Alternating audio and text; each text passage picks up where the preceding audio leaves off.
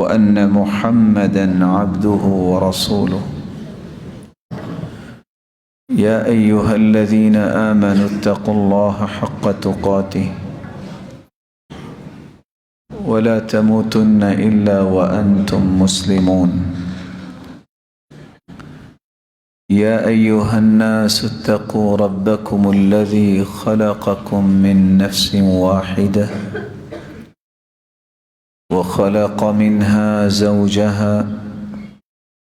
وبث منهما رجالا كثيرا ونساء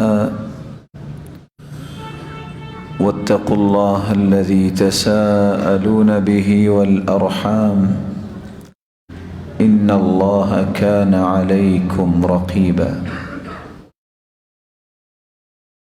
يا أيها الذين آمنوا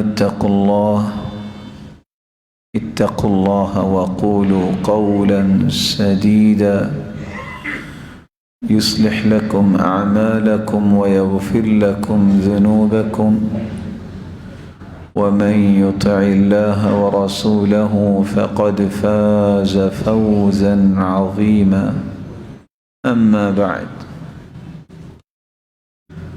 فأعوذ بالله من الشيطان الرجيم من يطع الرسول فقد أطاع الله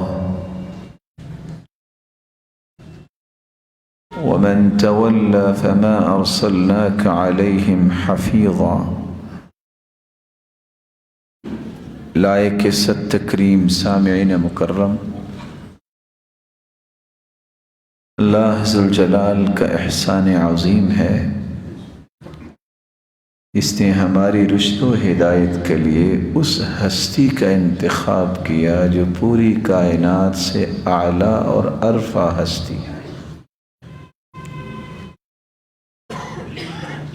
اس ہستی کو ہمارے لیے قدوہ اور نمونہ بھی بنایا اور اس کی ایک ایک ادا کو اختیار کرنے کا حکم بھی دیا۔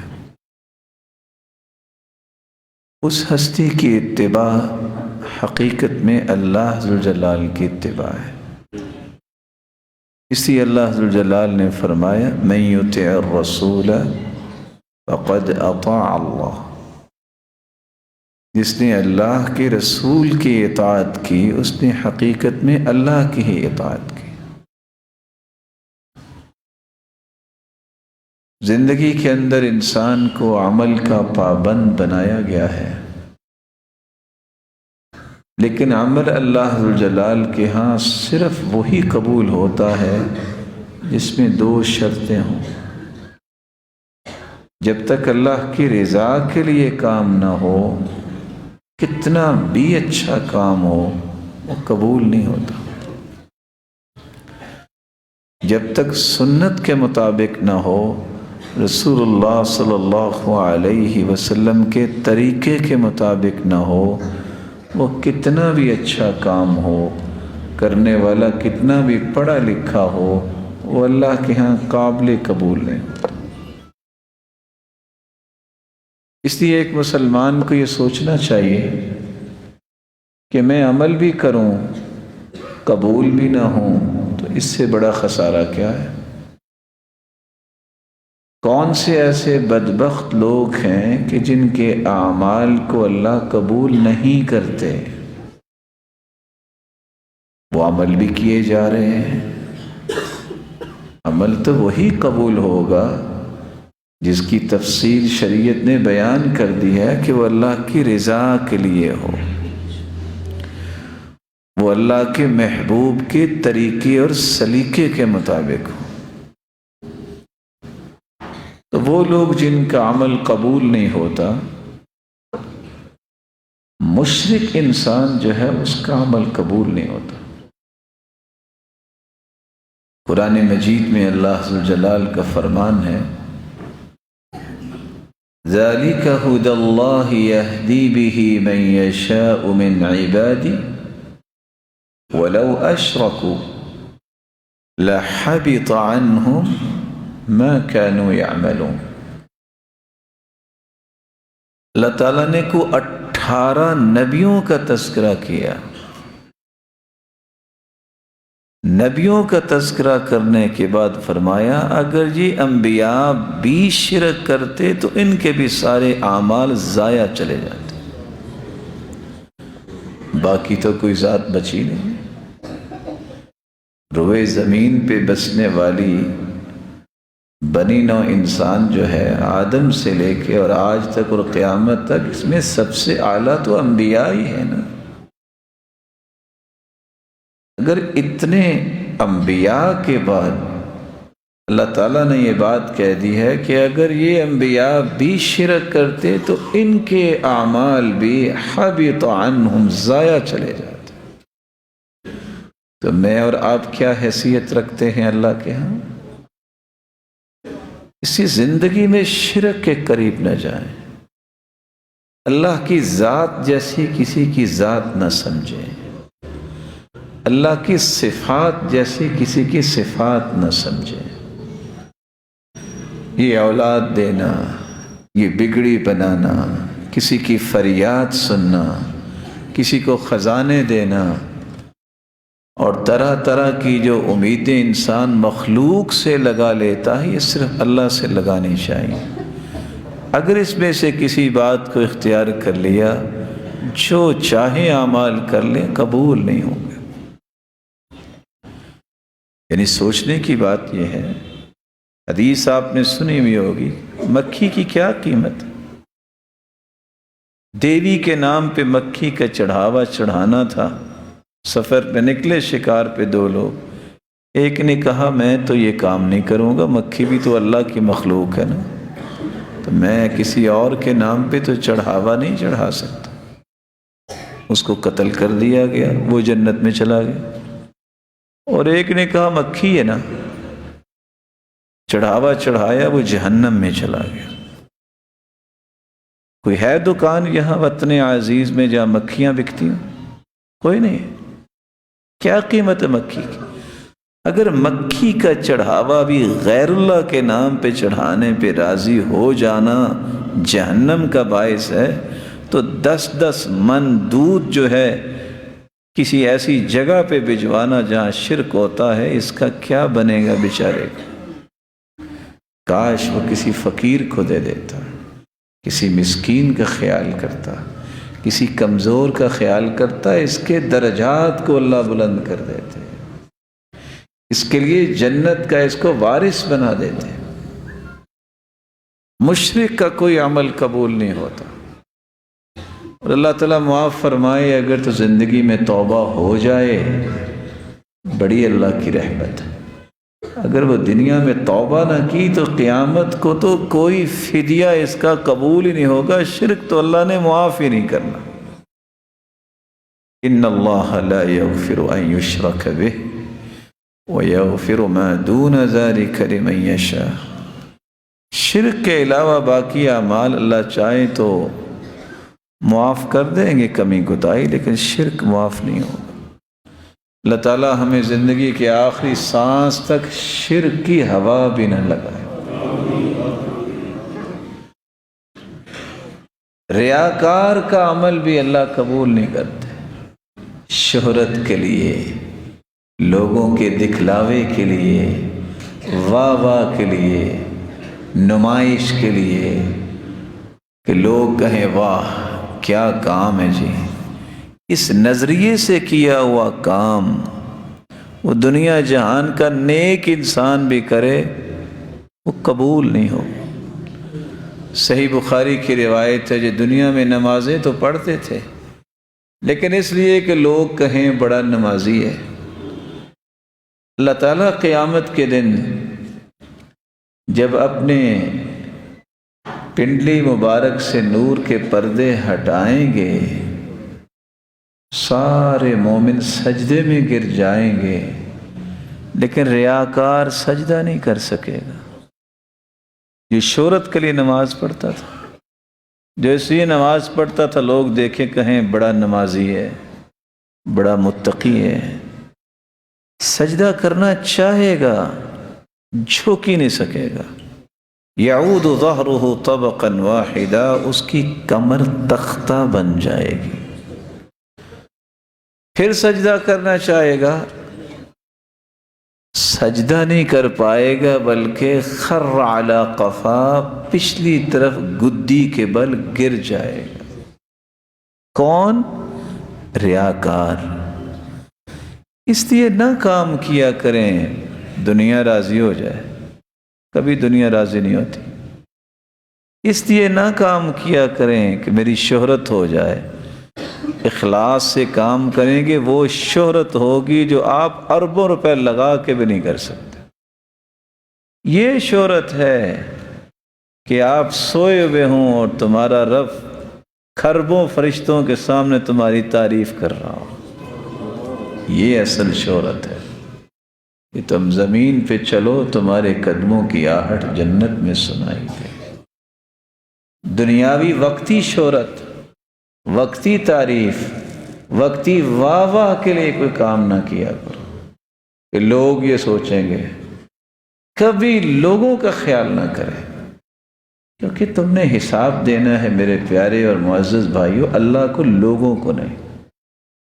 لوگ آج تو تعریف کریں گے، کل گالی بھی دیں گے، لیکن اللہ کے نورانی فرشتے جو تعریف کریں گے اس سے درجات بڑھیں گے۔ رسول اکرم صلی اللہ علیہ وآلہ وسلم نے اسے فرمایا تھا، ما کرہت ان یراہ الناس منک فلا تفعلہ بنفسک اذا خلوت۔ جو چیز تمہیں یہ پسند نہیں نا کہ لوگ دیکھیں تو کیا کہیں گے، وہ اکیلے بھی نہ کیا کرو۔ دل کے حالات تو اللہ جانتے ہیں، دل میں تو پتہ ہی ہوتا ہے بندے کا وہ کیا سوچ رہا ہے، کس لیے کام کر رہا ہے۔ اگر لوگوں کو پتہ چل جائے تو وہ کرے گا، ایسا نہیں کرے گا۔ اکیلے بھی نہ کیا کرو۔ آپ سوچ سکتے ہیں کہ کتنی بڑی بات ہے اللہ کی راہ میں شہادت، اتنی بڑی بات ہے، اتنی عظیم بات، جان ہی بندہ دے دے۔ لیکن حدیث میں آتا ہے ایک بندہ اپنی جان کی بازی لگاتے ہوئے بھی یہ چاہتا ہو شہید بھی ہو جاؤں، دنیا بھی تعریف کرے، جان بھی گئی۔ صحابہ نے پوچھا اسے قیامت کو کیا ملے گا؟ فرمایا لا شیء لہ، تم کہتے ہو اسے کچھ ملے گا، اسے کچھ بھی نصیب نہیں ہوگا۔ کیوں؟ اس کی چاہت تھی تعریف بھی ہو، اس کی تمنا تھی شہرت بھی ہو، اس کا شوق تھا لوگ کہیں بہت بڑا مجاہد ہے، بہت بڑا جرت والا ہے۔ وہ میدان جہاد میں ہو یا علم کے میدان میں ہو یا سخاوت میں ہو، کسی بھی معاملے میں اگر اللہ کی رضا مقصود نہیں ہے، لوگوں کے ہاں مقام چاہتا ہے، عمل قبول نہیں ہوگا۔ اللہ جانتا ہے اس سے بڑا خسارے والا کوئی نہیں ہے، نمازیں بھی پڑھ رہا ہے، روزے بھی رکھ رہا ہے اور قبول ہی نہیں ہوتے۔ دنیا میں آپ کسی فیکٹری میں کام کرتے ہیں، اگر وہ نکال بھی دے تو آپ کسی دوسری جگہ جا سکتے ہیں، لیکن قیامت کو اللہ نے کہہ دیا کہ مجھے کوئی بھی آپ کا عمل قبول نہیں ہے، تو پھر کہاں جائیں گے؟ اس لیے جو بھی کام کریں یہ دعا پڑھ لیا کریں، اللہم انی اعوذ بک ان اشرک بک شیئا وانا اعلم واستغفرک لما لا اعلم۔ جب یہ دعا پڑھ لیتے ہیں تو اللہ عز و جل ریاکاری سے بھی اور شرک سے بھی محفوظ فرما دیتے ہیں۔ سیدنا عمر یہ بھی دعا کیا کرتے تھے، اللہم اجعلہ خالصا لوجہک الکریم ولا تجعل فیہ لأحد نصیبا۔ اللہ یہ عمل اپنے لیے ہی خالص رکھنا، کسی کا حصہ نہ اس میں ڈالنا۔ اللہم اجعل عملی کلہ خالصا واجعلہ لوجہک خالصا۔ اللہ میرے سارے عمل ٹھیک کر دے اور اپنے لیے خاص کر لے۔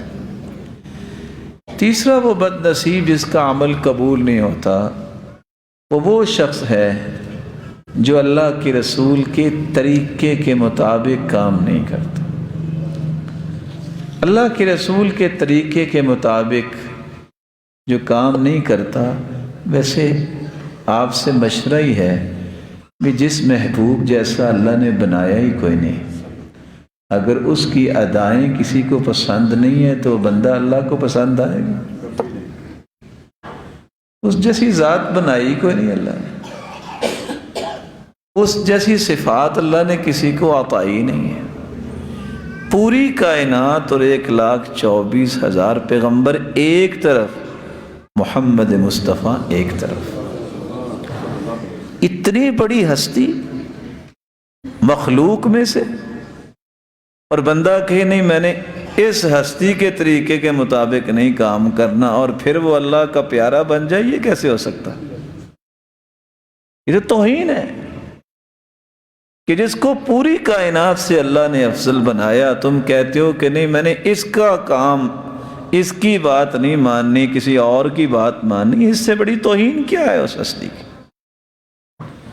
اس لیے اس ہستی کے قول و کردار کو جب تک میں اپنے لیے نمونہ نہیں بناتا، میں ساری رات سجدے میں پڑا رہوں، جب تک اللہ کے رسول کا طریقہ نہیں ہوگا یہ عمل کبھی بھی قابل قبول نہیں ہوگا۔ حدیث کے الفاظ ہیں من عمل عملا لیس علیہ امرنا فہو رد۔ دنیا کے اندر کوئی بھی انسان ہے، اس نے کوئی بھی بڑے سے بڑا نیکی کا کام کیا ہے، اگر وہ اللہ کے رسول کے طریقے کے مطابق نہیں ہے تو وہ قابل قبول نہیں، مردود ہے۔ حدیث میں آتا ہے جو نماز پڑھنے والے نا، یہ ہاتھ ان کے قیامت کے دن چمک رہے ہوں گے، چہرہ چمک رہا ہوگا، پاؤں چمک رہے ہوں گے، نشانی ہوگی یہ نمازی ہیں۔ صحیح بخاری اور صحیح مسلم کی روایتیں ہیں، قیامت کو جب حوض کوثر پہ اللہ کے رسول سب سے پہلے آئیں گے تو کچھ قومیں آئیں گی، اللہ کے رسول بھی پہچانیں گے، وہ بھی پہچانیں گے۔ اللہ کے رسول کیسے پہچانیں گے؟ ان امتی یأتون یوم القیامہ غرا محجلین من آثار الوضوء، فرمایا میری امت کے لوگ جو نمازی ہیں ان کے ہاتھ، پاؤں اور چہرہ 5 کلیان گھوڑے کی طرح چمک رہا ہو۔ وہاں آئیں گے لیکن فوراً ان کے سامنے رکاوٹ کھڑی کر دی جائے گی، فَيُحَالُ بَيْنِي وَبَيْنَهُمْ۔ اللہ کے رسول فرمائیں گے یا ربی اصحابی اصحابی اصیحابی اصیحابی کما فی روایت اخری، یہ تو میرے ساتھ ہی لگتے ہیں، چہرے چمک رہے ہیں۔ آواز آئے گی انک لا تدری ما احدثوا بعدک، میرے محبوب آپ کو پتہ ہی نہیں ہے انہوں نے کون کون سے طریقے نکال لیے تھے آپ کے بعد۔ انک لا تدری ما عاملوا بعدک، آپ کے جانے کے بعد آپ کے علم میں نہیں کہ انہوں نے عمل کون کون سے کیے۔ اس وقت سید المرسلین فرمائیں گے سحقاً سحقاً لمن غیر بعدی لمن بدل بعدی۔ 2 روایت، اگر ایسی بات ہے انہوں نے میرے طریقے کے مطابق عمل نہیں کیے، نئے نئے کام گھڑ لیے ہیں، ان کو میری آنکھوں سے دور کر دو۔ جنہوں نے تبدیلی کر دی، تغیر کر دی، ان کو میری آنکھوں سے دور کر دو۔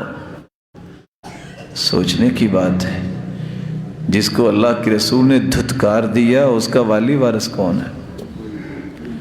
اس ہستی کی سفارش کے بغیر تو کوئی جنت نہیں جا سکتا۔ اس ہستی کی شفاعت ہوگی تو جنتی اعلیٰ مقام پہ جا سکے گا، بلکہ حساب ہی شروع نہیں ہونا جب تک وہ ہستی سفارش نہیں کرے۔ اس ہستی نے اگر کہہ دیا کہ ان کو میری آنکھوں سے دور کر دو، دھتکار دیا، یہ بیچارہ کہاں جائے گا؟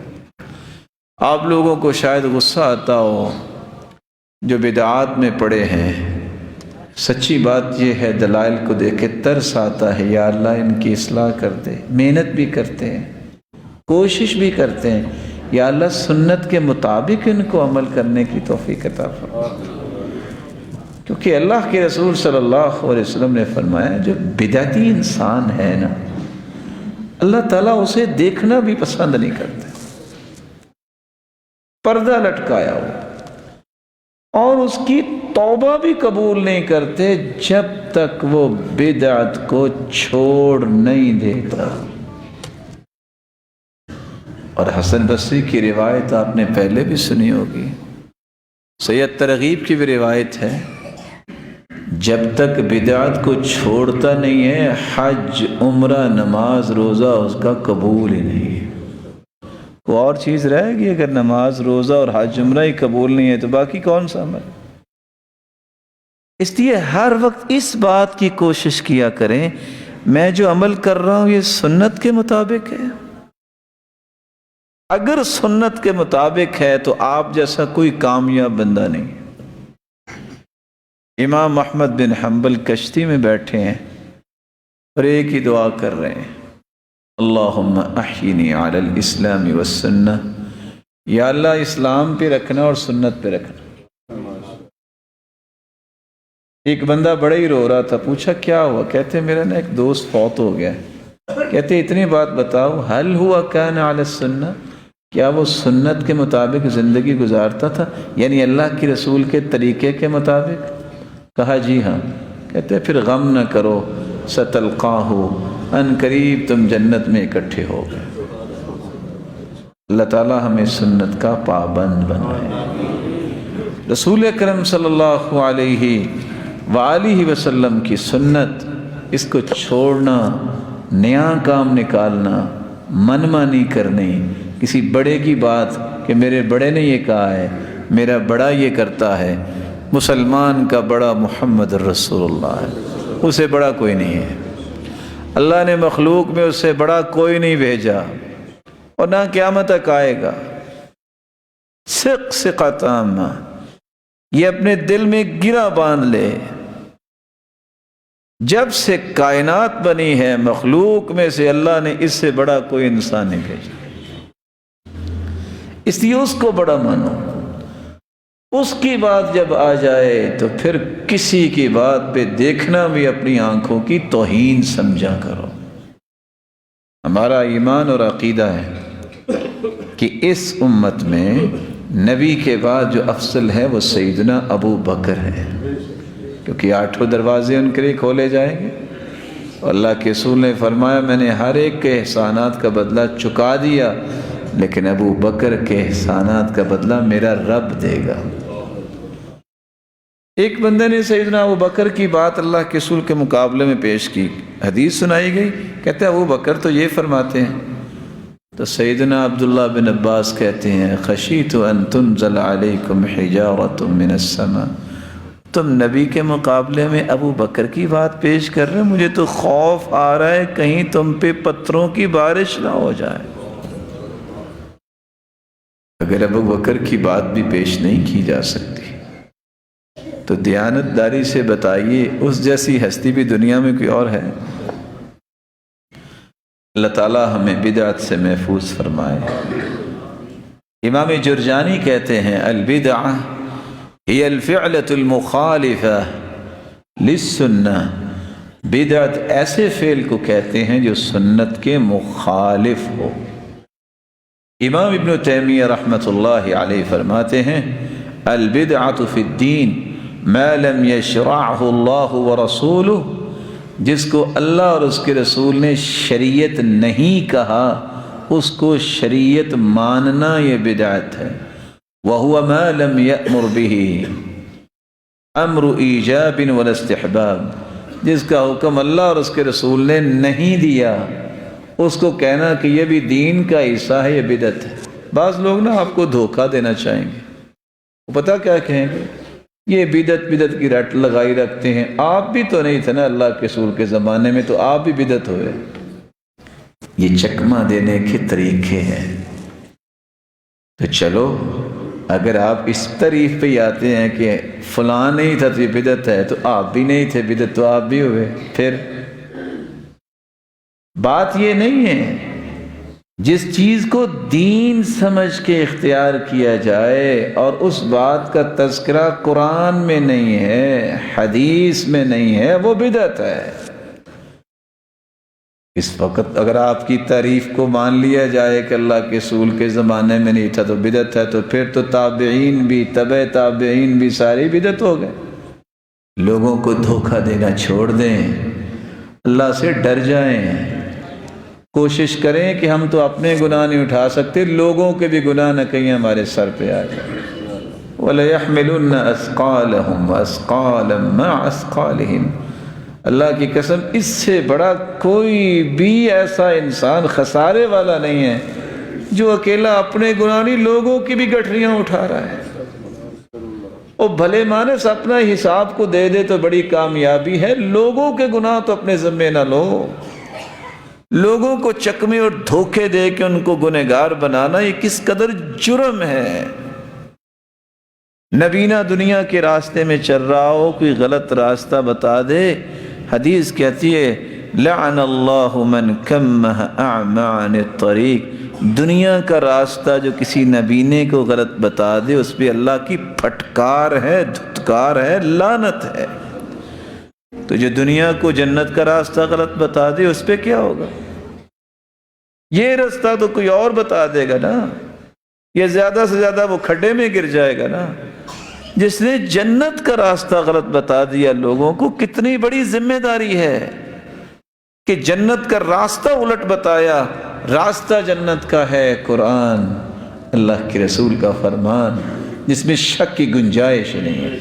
اس کو راستہ یہ دے دینا کہ میری بات مانو، میں کون ہوں، میری حیثیت کیا ہے، میں 2 لفظ پڑھنے والا، میری کیا شان ہے۔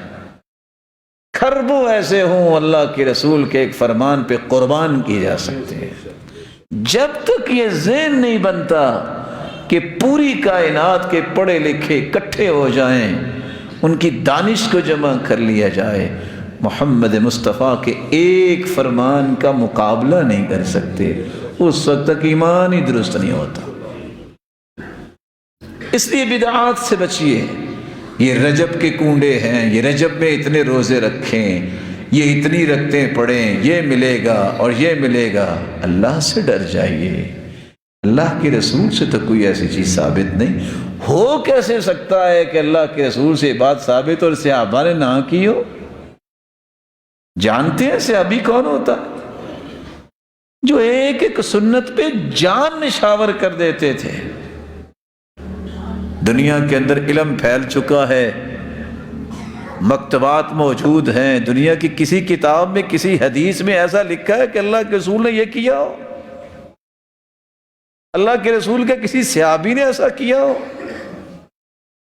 آپ روزہ رکھیں گے تو اتنے رمضانوں سے بھی زیادہ فائدہ ہوگا۔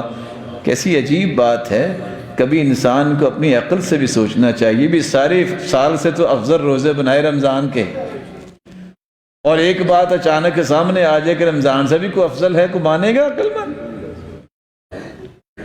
ایک طرف تو اللہ کے رسول نے بیت اللہ کی شان بیان کی ہے، ذی الحجہ کی شان بیان کی ہے، اور وہاں اچانک سے کوئی ایسی حدیث آ جائے کہے کہ بیت اللہ سے بھی اور ذی الحجہ سے بھی افضل ثواب ہوگا، عقل مانتی ہے؟ تناقض ہو گیا نا۔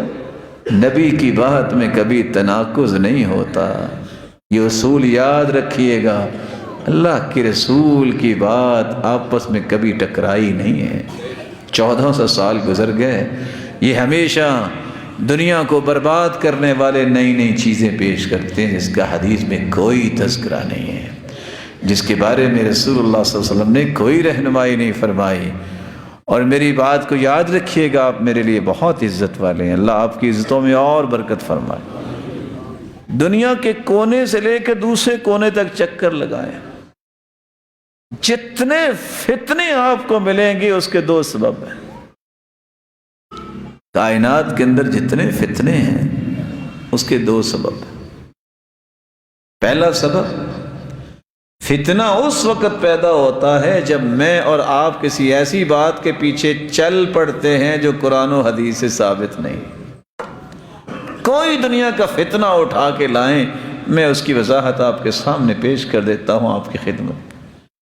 فتنہ بنتا ہی اس وقت ہے جب اللہ اور اس کی رسول کی بات کو پسے پش ڈال کر کوئی نیا ایشو کھڑا کیا جاتا ہے، قرآن و حدیث کو اختیار کرنے سے کبھی فتنہ نہیں پیدا ہوگا۔ جو چیز ثابت نہیں اس کو دین لوگ سمجھ بیٹھے۔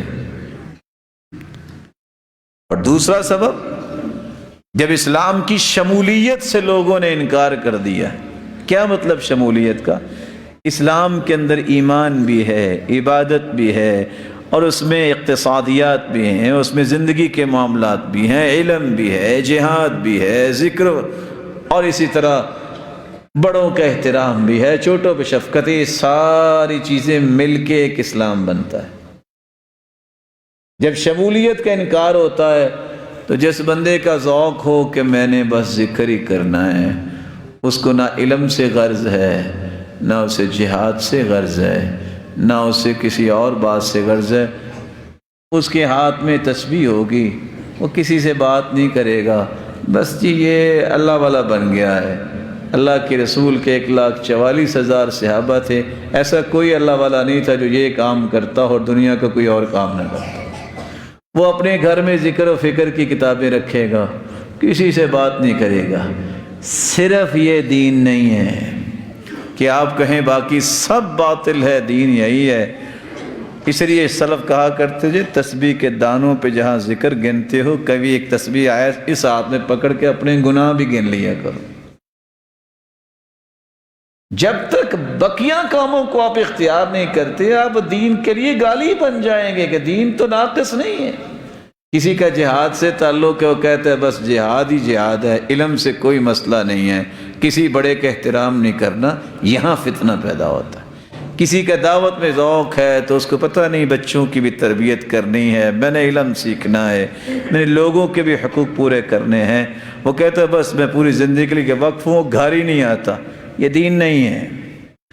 دین یہ ہے جو صحابہ نے اختیار کیا، وہ مجاہد بھی تھے، وہ علم بھی سیکھتے تھے، وہ اللہ کے رسول کے طریقے کے مطابق تجارت بھی کرتے تھے، انہوں نے لوگوں کو جو ہے وہ دنیا کے کونے کونے تک لوگوں کی کمانڈرنگ بھی کی ہے۔ کیا کام نہیں صحابہ نے کیا؟ آپ کسی ایک جزی کو پورا اسلام جب کہیں گے تو باقی چیزیں ختم ہو جائیں گی، یہ اسلام کی تعریف سامنے نہیں آئے گی، وہاں فتنے کھڑے ہوں گے۔ علم بھی سیکھیے، اللہ کا ذکر بھی کیجئے، بچوں کی نیک تربیت بھی کیجئے، گھر والوں کے حق حقوق بھی پورے کیجئے، اللہ کے بھی حقوق پورے کریں، مخلوق کے بھی حقوق پورے کریں، بڑوں کا احترام کریں، چھوٹوں پہ شفقت کریں، خیر خواہی کو غالب کریں، برائی کا حصے دار نہ بنیں۔ جب تک یہ ساری چیزیں نہیں ہوں گی اسلام تو مکمل نہیں ہوگا۔ ادخلوا فی السلم کافہ، قرآن نے اس لیے کہا ہے کہ اسلام میں پورے داخل ہو، ایک ہی سا داخل نہ ہو، پورے داخل ہو۔ آپ دنیا میں کوئی فتنہ اٹھا کے دیکھیں، اس کے دو سبب ہوں گے۔ اگر کسی کو سمجھ آ جائے وہ ہر قسم کے فتنے سے بچ سکتا ہے۔ اللہ تعالی ہم سب کی حفاظت فرمائے۔ وآخر دعوانا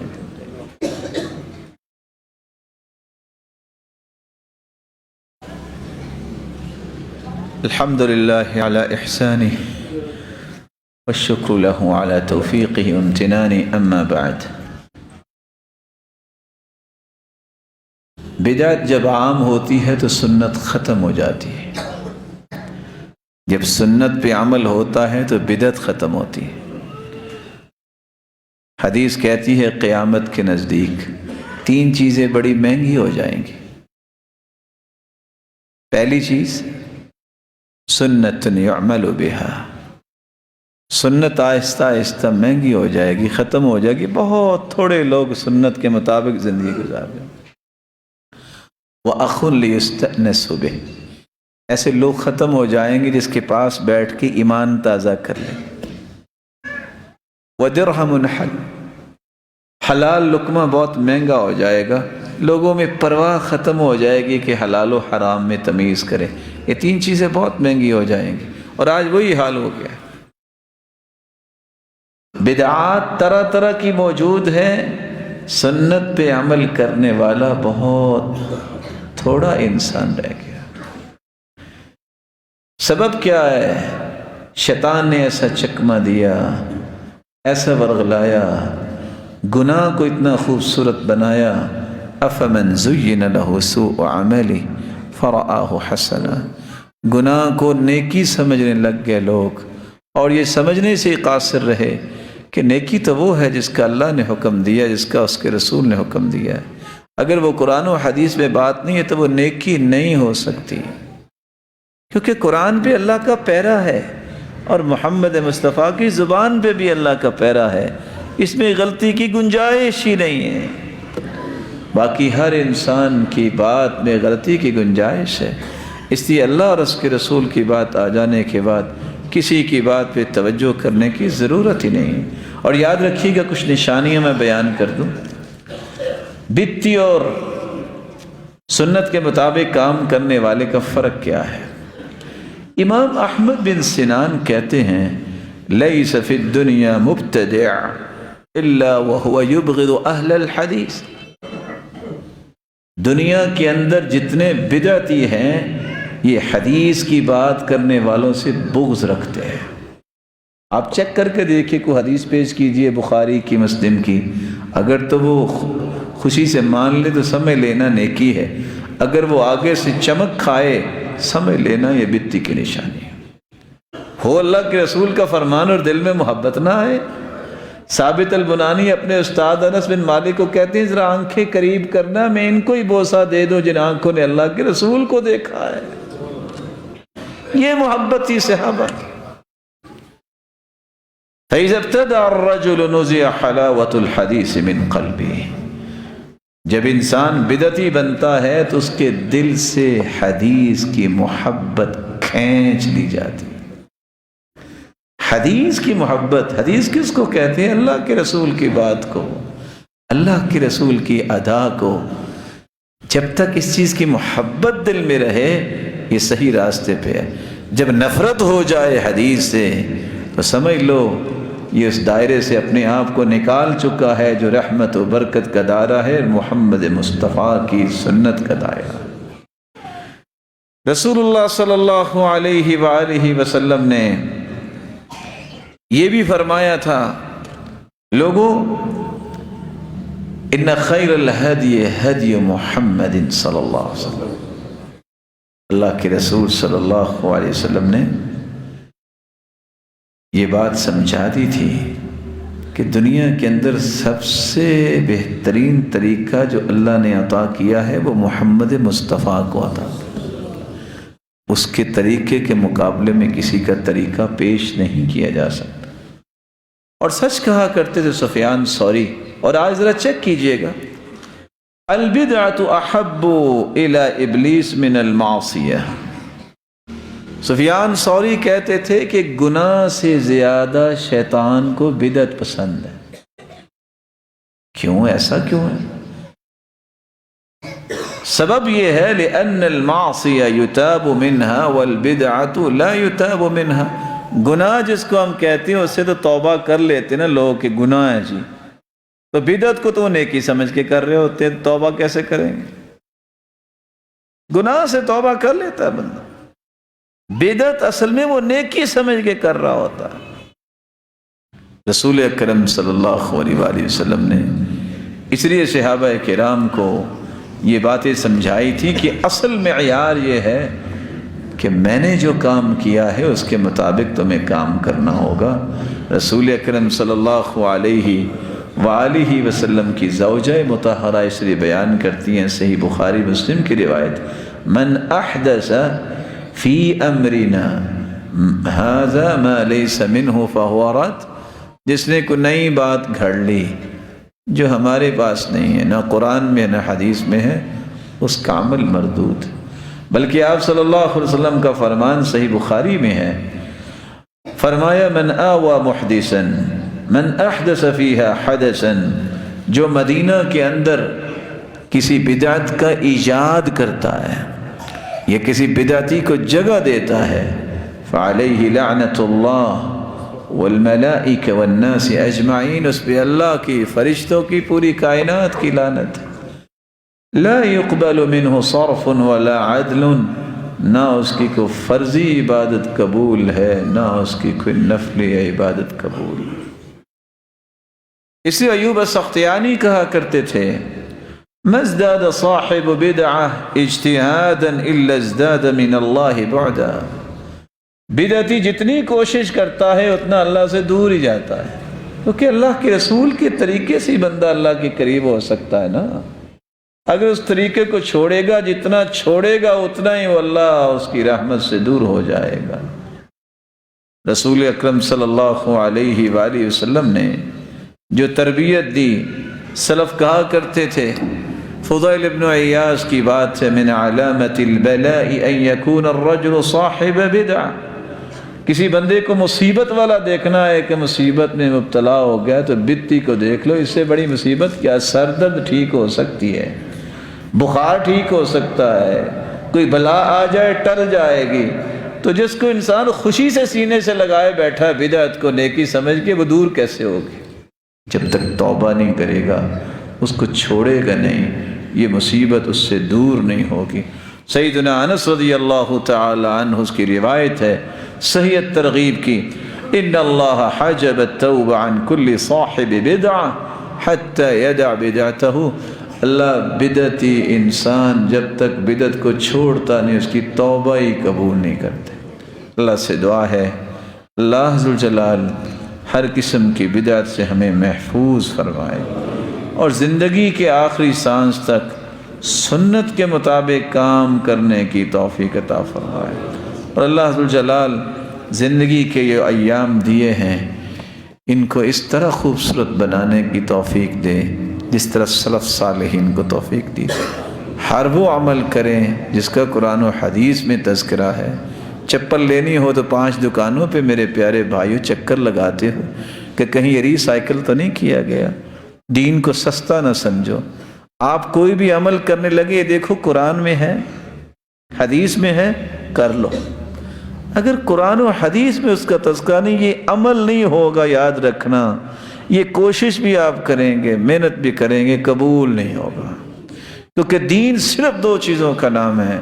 اللہ کے رسول صلی اللہ علیہ وسلم نے جاتے ہوئے فرمایا تھا، ترکت فیکم امرین، لوگوں میں 2 چیزیں تم میں چھوڑ کے جا رہا ہوں، لن تضلوا ما تمسکتم بہما، جب تک ان 2 چیزوں کو تھامے رکھو گے کبھی تم گمراہ نہیں ہوگے، کتاب اللہ و سنت رسولی، ایک اللہ کا کلام ہے، ایک اس کے پیارے محبوب کا فرمان ہے۔ یہ 2 چیزیں جس کو کتاب و سنت کہتے ہیں، جس کو قرآن و حدیث کہتے ہیں، اس کو تھامنے کے بغیر نہ گمراہی سے بندہ بچ سکتا ہے اور نہ ہی نجات پا سکتا ہے۔ اللہ ان دونوں کے مطابق ہمیں زندگی گزارنے کی توفیق عطا فرمائے۔ وآخر دعوانا الحمد للہ۔